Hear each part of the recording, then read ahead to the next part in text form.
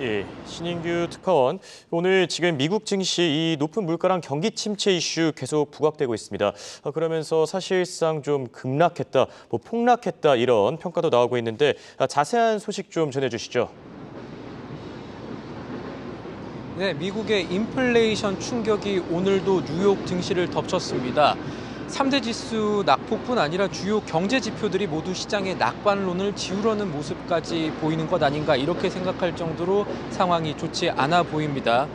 오늘 월가에서는 다가오는 6월 FOMC에서 연준이 0.5%포인트 기준금리 인상이 아닌 0.75%포인트 자이언트 스텝을 밟을 수 있다는 전망이 다시 힘을 실리기도 했었죠. 지난주 금요일 예상보다도 높은 소비자 물가지수 CPI 데이터가 나온 뒤에 통화 정책에 민감한 미국 2년물 국채 수익률은 고공행진을 하면서 오늘은 잠깐이지만 2년물 국채 금리가 10년물 장기 금리보다도 높아진 장단기 금리차 역전 현상이 4월에 이어 또다시 일어났습니다. 역사적으로 이 장단기 금리차 현상이 발생하면 짧게는 몇 개월 뒤에서 길게는 1, 2년 뒤에 경기 침체 현상이 발생하고는 했었습니다.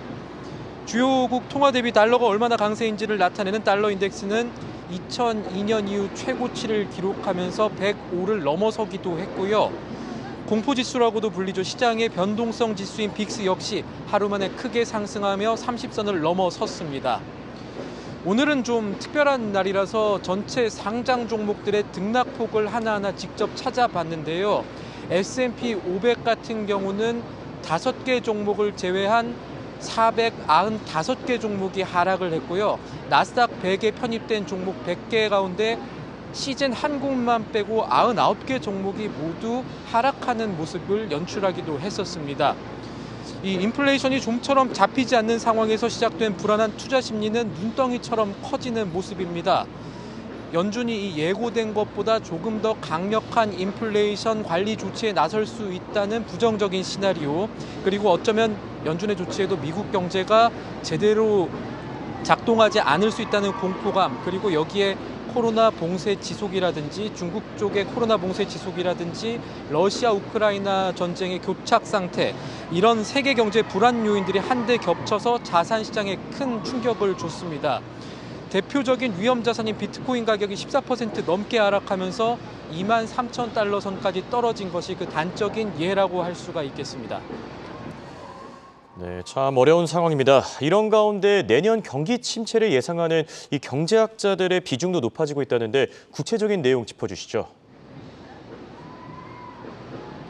사실 이럴 때일수록 이 들어오는 정보가 한쪽으로 좀 쏠리기 쉬운데요. 부정론만을 강조한다든지 침체를 예상하는 진단들을 소개시켜 드리기 전에 제레미 시겔이 오늘 시장에 던진 메시지를 말씀드리는 일이 어쩌면 좀 필요할지도 모르겠습니다. 펜실베니아대 와튼스쿨 교수죠. 제레미 시겔이 최근에 급락 중인 시장을 보면서 S&P 지수는 언제나 인플레이션을 이겨왔고 또 1년 뒤를 생각하면 상황이 단기적으로는 나빠질 가능성이 있겠지만 1년 뒤를 생각하면 지금은 어쩌면 현금을 투자할 때라는 말을 남기기도 했습니다.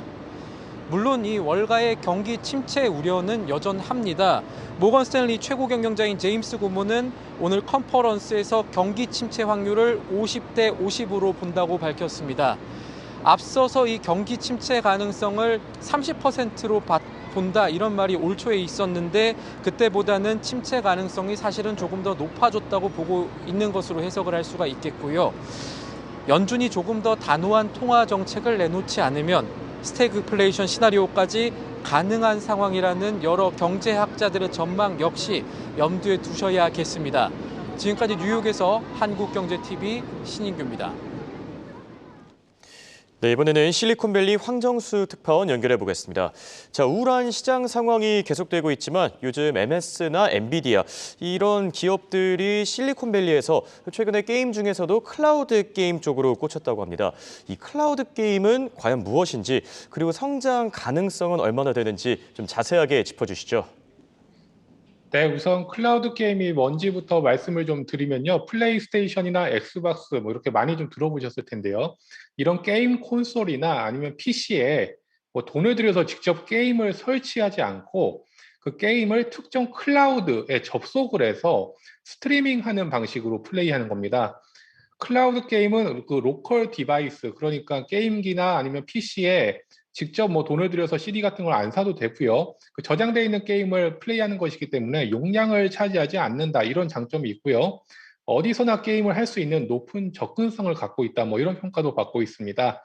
그리고 클라우드의 서버를 사용해서 게임을 하기 때문에 그 기기가 높은 사양을 갖고 있지 않아도 된다, 뭐 이런 장점도 있습니다. 뭐 $10 정도의 구독료만 내면요, 월 구독료인데요. 그 게임을 직접 구매했을 때의 비용보다 훨씬 저렴하기 때문에 경제적인 장점도 갖고 있습니다. 아시다시피 코로나19 팬데믹으로 집에 머무는 시간이 증가하면서 게임의 인기가 치솟았는데요. 미국에서는 한 주 평균 비디오 게임 시간이 2020년 14.8시간에서 2021년 16.5시간으로 증가했습니다. 여기에 미국에서도 5G 서비스가 확산하면서 고사양 게임을 빠르게 서비스하는 게 가능해지고 있습니다. 시장조사 업체 마켓에 따르면 북미 지역의 클라우드 게임 시장은 2021년 3억 2,800만 달러에서 2024년 6억 6,900만 달러로 급증할 것으로 예상됩니다. 이에 따라 주요 IT 기업들도 클라우드 게임 사업에 적극적으로 나서고 있는데요. 우선 엑스박스라는 게임 콘솔을 판매 중인 마이크로소프트는 엑스박스 게임 패스로 이름 붙인 클라우드 게임 서비스를 제공하고 있습니다. 월 9.99달러만 내면 엑스박스나 PC에서 게임을 플레이할 수 있고요. 게임기로 유명한 소니 또 월 $10, $15, $18 이렇게 세 가지 요금제가 있는데요. 이렇게 요금을 내면은 게임을 제공하는 플레이스테이션 플러스를 시행 중입니다. 최근엔 구글이나 엔비디아, 아마존도 적극적인데요. 구글도 월 9.9달러의 구독료를 받고 스타디아라는 서비스를 제공하고 있는데요. 크롬 프로세서가 설치되어 있는 어떤 기기와도 연동이 가능하다고 합니다. 엔비디아는 지포스 나우 서비스를 통해서 월 9.99달러 또는 19.99달러를 받고 게임을 서비스하고 있고요. PC나 스마트폰을 통해 플레이하는 게 가능합니다. 이 밖에 아마존도 500개 이상의 게임을 제공하는 루나를 월 5.99달러에 서비스하는데요. 아마존은 좀 특이한 점이 그 루나에서 플레이하는 게임을 트위치를 통해서 방송할 수 있도록 연결했습니다. 트위치는 아마존이 운영하는 방송 서비스인데요. 시청자 수는 2022년 기준으로 4,600만 명으로 클라우드 게임을 활용한 또 다른 시장이 될 것으로 전망됩니다. 하지만 뭐 통신 서비스로 연결하기 때문에 고사양 게임의 경우 여전히 좀 지연 시간이 좀 발생할 수 있는 가능성이 있고요. 아직은 디바이스가 그 연동해서 게임을 플레이하기 위한 그런 최적화 환경이 부족하다, 뭐 이런 단점도 나오고 있습니다. 기업들은 경쟁력 강화를 위해서 힘쓰고 있는데요. 마이크로소프트가 지난 1월에 대형 게임사인 액티비전 블리자드를 인수한 게 대표적입니다. 클라우드 게임에 좀 더 독점적인 게임을 공급하기 위해서 게임 개발사를 아예 인수를 해서 경쟁력을 높이려는 전략으로 평가됩니다. 네, 이 클라우드 게임에 대한 기대감 계속해서 커지고 있는 것 같은데 그렇다면 이번에는 이 중고거래 시장도 좀 체크해 보겠습니다. 지금 최근에 미국에서 리커머스 시장 쪽으로 이 기업들의 관심이 많이 쏠리고 있거든요. ESG 경영 측면에서 좀 전략적으로 육성하고 있지 않습니까?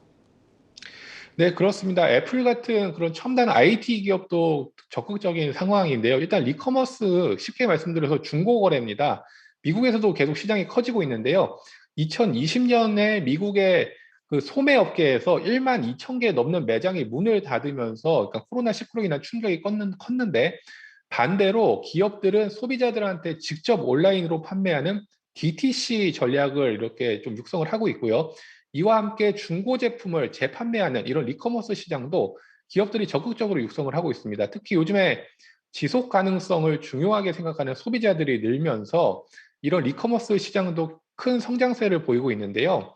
그 시장 조사 업체들에서는 향후 5년 동안 그 리커머스 시장이 2배 이상 증가를 해서요. 전체 시장 규모가 770억 달러에 이를 것이다. 이런 또 전망이 나오고 있습니다. 사실 중고거래, 그러니까 아까 말씀드린 리커머스에서는 그 낮은 신뢰도, 그러니까 이게 진품이냐, 뭐 이런 의문이 좀 컸었는데요. 요즘엔 이제 그런 애플 같은 기업들이 직접 중고 상품을 매입을 하고 온라인에서 자신들이 보증을 해서 재판매하는 서비스를 제공하고 있습니다. 그 고객 충성도를 높이고 그 브랜드의 그 신뢰성을 높이기 위한 목적으로 좀 평가가 될 수 있습니다. 기업별로 사례를 소개해드리면요. 최근 이케아는 바이백 앤 리셀 프로그램을 만들어서 미국의 37개 매장에서 시행을 하고 있고요. 이 프로그램은 소비자가 이케아 홈페이지에서 직접 양식을 작성한 뒤에 조립된 가구를 매장으로 가져가면은 그 이케아 직원이 가구의 상태를 확인하고 크레딧으로 처리해 주는 겁니다. 이렇게 재판매가 승인된 이케아 가구들은 할인된 가격으로 매장에서 판매가 됩니다. 네, 운동복 브랜드로 유명한 룰루레몬도 2021년부터 재판매 프로그램인 룰루레몬 라이크 뉴 뭐 이런 그 프로그램을 시행을 하고 있고요. 결함이 없거나 착용 흔적이 좀 양호한 그 중고 의류나 액세서리를 미국 매장에 가져가면은 또 크레딧을 줍니다. 회사는 이렇게 수거한 중고 제품을 온라인에서 이제 판매를 하고요. 애플도 뭐 많이 아시겠지만 트레이드인이라는 프로그램, 그러니까 새 제품을 구매하려는 고객들을 대상으로 기존에 쓰던 기기를 보상 판매하고 또 크레딧을 주는 뭐 이런 프로그램을 시행을 하고 있습니다. 뭐 보상된 보상 판매로 이렇게 애플이 수집한 그 제품은 리퍼비시 제품으로 재판매를 하고 있죠. 또 애플은 또 요즘에 셀프 서비스 리페어라는 프로그램을 미국을 시작으로 출시를 해서 이제 좀 서비스를 확장을 하고 있는데요. 고객이 직접 뭐 수리를 할 수 있게 정품 부품이라든지 도구, 매뉴얼을 판매하고 있는 겁니다. 이 역시 뭐 중고 시장을 좀 키우고 이렇게 교체된 부품들을 또 재활용하기 위한 이런 ESG 목적이 큽니다.